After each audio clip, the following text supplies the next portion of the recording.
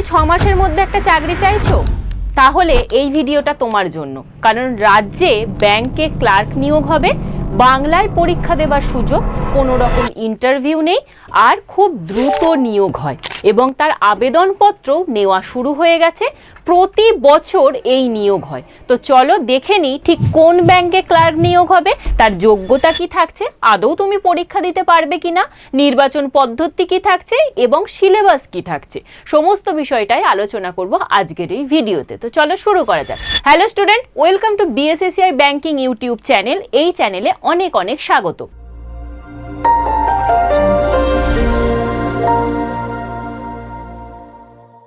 আজকে আমাদের আলোচনার বিষয় হচ্ছে রাজ্যের ব্যাংকে যে ক্লার্ক নিয়োগ হবে সেই সংক্রান্ত A to Z আলোচনা করব।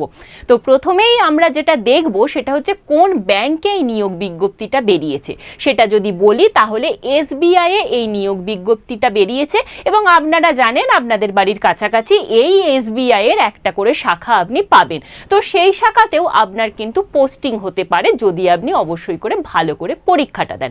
তো চলুন সমস্ত বিষয়টা একটু দেখে নিই। ফর্ম ফিল আপ শুরু হয়ে গেছে অলরেডি। তো গুরুত্বপূর্ণ তারিখের মধ্যে যেটা দেখব সেটা হচ্ছে 11ই অগস্ট থেকে আমাদের 31শে অগস্ট পর্যন্ত ফর্ম ফিল আপ চলবে, অর্থাৎ গতকাল থেকে শুরু হয়েছে, 31শে অগস্ট পর্যন্ত আপনি ফর্ম ফিল আপ করতে পারছেন।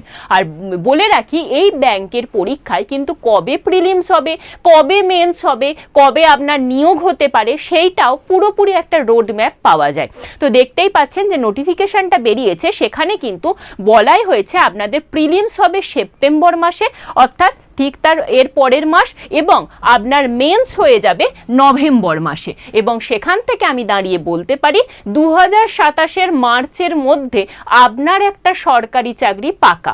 আর এইভাবে যদি আপনি খুব দ্রুত একটা চাকরি পেতে চান তাহলে আজ থেকেই ব্যাংকে ফোকাস করুন, কারণ এই প্রত্যেক বছর জুলাই অগস্ট মাসে একটার পর একটা ব্যাংকের নিয়োগ বিজ্ঞপ্তি বেরোয়, সেখানে প্রচুর ছেলেমেয়েরা সুযোগ পায় এবং পশ্চিমবঙ্গে তো প্রচুর ভ্যাকেন্সি থাকি। তো চলুন এরপর দেখে নিই আমরা এটাতে কত ভ্যাকেন্সি রয়েছে, কি কি সুযোগ সুবিধা পাবেন, বেতন কত, সেই বিষয়গুলো। তো প্রথমে যেটা দেখব সেটা হচ্ছে প্রারম্ভিক বেতন কত থাকবে।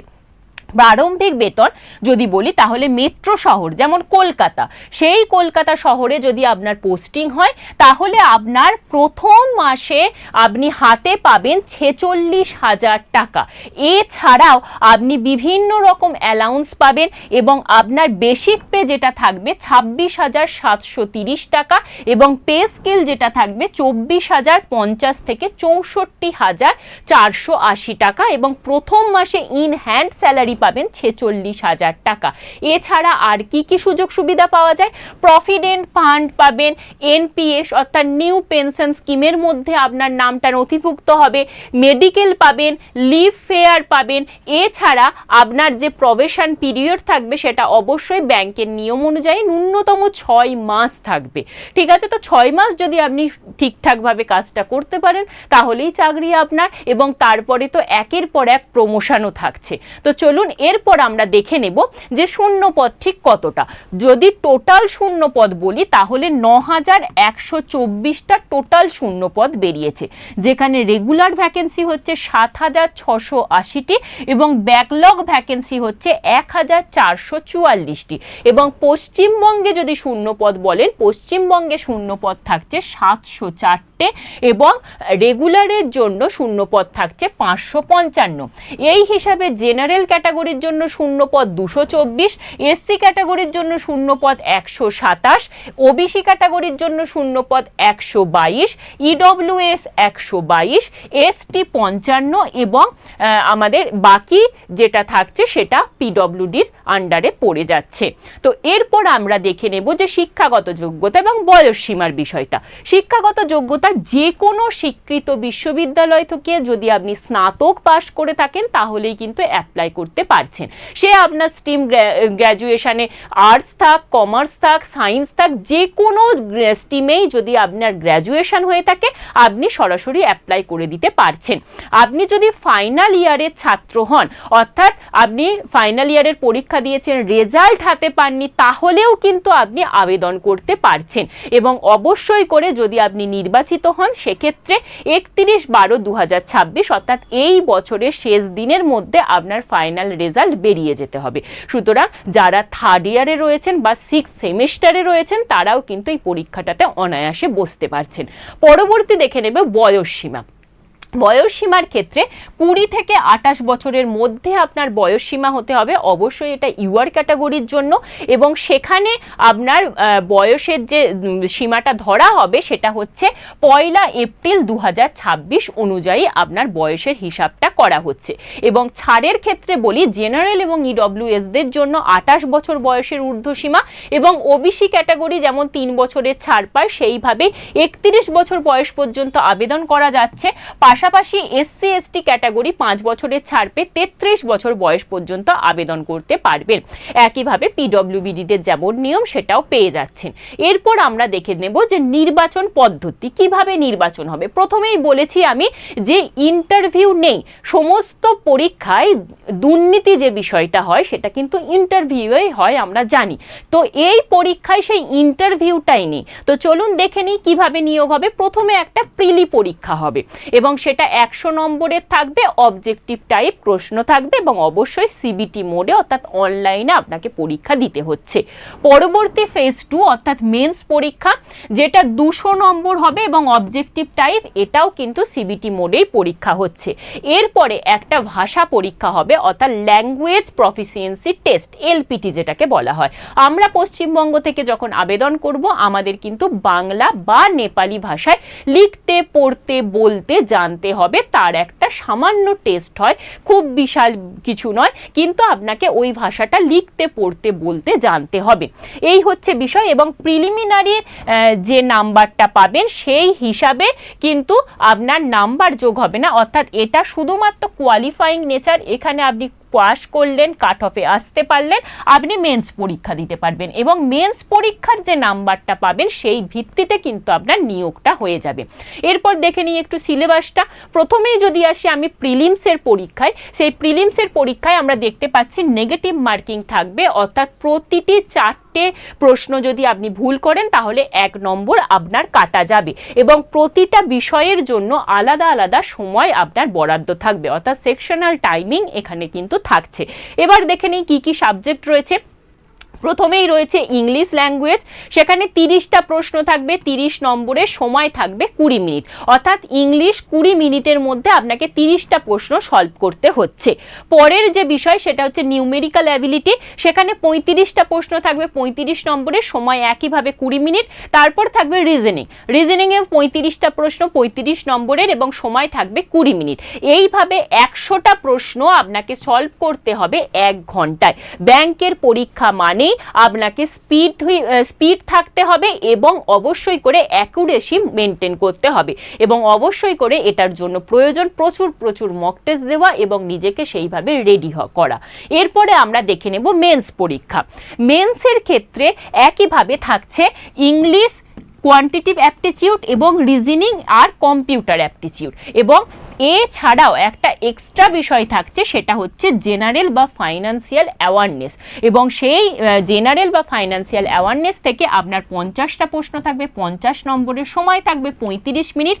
জেনারেল ইংলিশে 40টা প্রশ্ন, 40 নম্বরের সময় থাকছে 35 মিনিট। পরবর্তী কোয়ান্টিটিভ অ্যাপটিটিউড, সেখানে 50টা প্রশ্ন, 50 নম্বরের সময় থাকছে 45 মিনিট, এবং রিজনিং আর কম্পিউটার অ্যাপটিটিউড সেখানে থাকছে আপনার 50টা প্রশ্ন, 60 নম্বরের 45 মিনিট সময় থাকছে। এইভাবে আপনাকে 200টা প্রশ্ন সলভ করতে হবে।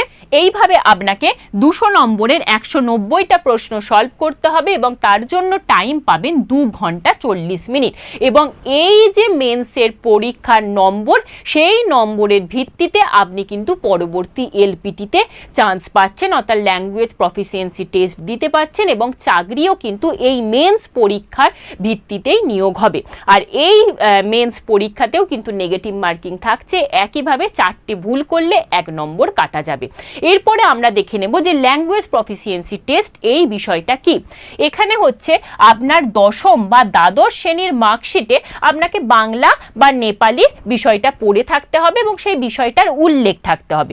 যদি উল্লেখ থাকে তাহলে আপনাকে আর পরীক্ষা দিতে হবে না, আর যদি না থাকে তাহলে কিন্তু আপনাকে একটা পরীক্ষা দিয়ে পাশ করতে হবে। তো আমরা পশ্চিমবঙ্গবাসী, আমাদের ম্যাক্সিমামের জনেরই বাংলা কিংবা নেপালি রয়েছে তো আমাদের এই এলপিটিটা দিতে হচ্ছে না। তাহলে আমাদের মেন ফোকাস কিসে করতে হবে? আমাদের মেন ফোকাস করতে হবে মেন্সে এবং তার আগে প্রিলিমসে, কারণ প্রিলিমসের কাট অফের মধ্যে না আসতে পারলে আমরা কিন্তু মেন্স পরীক্ষা দিতে পারছি না।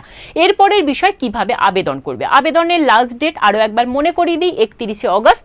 তো প্রথমেই এসবিআই এর যে অফিসিয়াল ওয়েবসাইট সেখানে আমরা যেতে হবে, তারপরে সেখান থেকে রেজিস্ট্রেশন করতে হবে। রেজিস্ট্রেশন করার পরে নির্দিষ্টভাবে সমস্ত ডকুমেন্ট আপলোড করে ফর্মটা ফিল আপ করতে হবে, তারপরে অ্যাপ্লিকেশন ফি জমা করে আপনাকে পুরো ফর্মটা সাবমিট করতে হচ্ছে।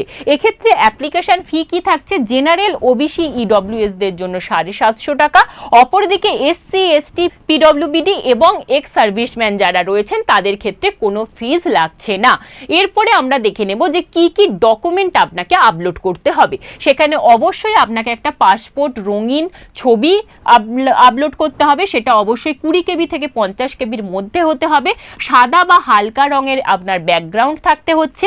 তারপর আপনার বাঁ হাতের বুড়ো আঙুলের ছাপ সেটা কিন্তু স্ক্যান করে আপলোড করতে হবে এবং সেটা কালো বা নীল কালির হতে হবে এবং সাইজ থাকবে 20 কেবি থেকে 50 কেবির মধ্যে। এছাড়া সিগনেচার আপলোড করতে হচ্ছে, সিগনেচারের সাইজ থাকবে 10 কেবি থেকে 20 কেবির মধ্যে। শুধুমাত্র কালো কালিতেই আপনাকে সিগনেচারটা করতে হবে এবং সিগনেচার করার সময় মনে রাখবেন ক্যাপিটাল লেটারে সিগনেচার করবেন না। পরবর্তী হচ্ছে একটা হ্যান্ড রিটেন ডিক্লারেশন দিতে হবে। এই হ্যান্ড রিটেন ডিক্লারেশনটাও অবশ্যই করে 50 কেবি থেকে 100 কেবির মধ্যে হতে হবে, কালো কালিতে লিখতে হবে এবং শুধুমাত্র ইংরেজিতে লিখতে হবে।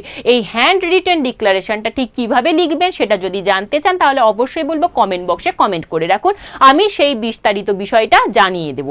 এরপরে যে বিষয়টা সেটা হচ্ছে আরও একবার মনে করানো যে ফর্ম ফিল আপের লাস্ট ডেট কিন্তু 31শে অগস্ট এবং আপনাদের প্রিলিমিনারি পরীক্ষা সেপ্টেম্বরে হয়ে যাবে এবং মেন্স পরীক্ষা কিন্তু নভেম্বরে হয়ে যাবে এবং মেন্স পরীক্ষার পরে আপনার জয়েনিং অবশ্যই 2027-এর মার্চের মধ্যে হয়ে যাবে। তো বুঝতেই পাচ্ছেন ব্যাংকের নিয়োগ ঠিক কতটা দ্রুত হয়। তো যাদের বয়স আছে তাদেরকে বলবো অবশ্যই করে আজই থেকে ব্যাংকে ফোকাস করো, ব্যাংকে লক্ষ্য করে নিজের প্রিপারেশনটা নাও, অবশ্যই তুমি সফল হবে। কারণ এখানে দেখতেই পেলে তোমাকে 3টে সাবজেক্ট পড়তে হচ্ছে। 3টে সাবজেক্ট যদি তুমি একটু নিজের নখদর্পণে করে নিতে পারো তাহলে ব্যাংকের চাকরি অনায়াসেই পাওয়া যায়। তো এই রকম সমস্ত আপডেট পেতে অবশ্যই এই চ্যানেলটাকে ফলো করে রাখো আর আমাদের বিএসএসসিআই ডিজিটাল লার্নিং অ্যাপটি ডাউনলোড করে নিতে পারো। এছাড়া আমাদের হাত ধরে যদি তুমি তোমার প্রিপারেশন শুরু করতে চাও যে সামনের বছর খুব ভালোভাবে পরীক্ষা দেওয়ার জন্য, তাহলে বলবো আমাদের ব্যাংকের একটি ব্যাচ রয়েছে, সেই ব্যাচে নিজের নাম এনরোল করতে পারো এবং বিশদে জানতে গেলে অবশ্যই আমার ফোন নাম্বার 9674431123 এই নাম্বারে হোয়াটসঅ্যাপ করতে পারো। আজ এই পর্যন্তই, সবাই খুব ভালো থাকবেন এবং প্রিপারেশনটা বজায় রাখুন। একটাই বিষয় বলবো যে নিজের জীবনে সফল হন। Thank you.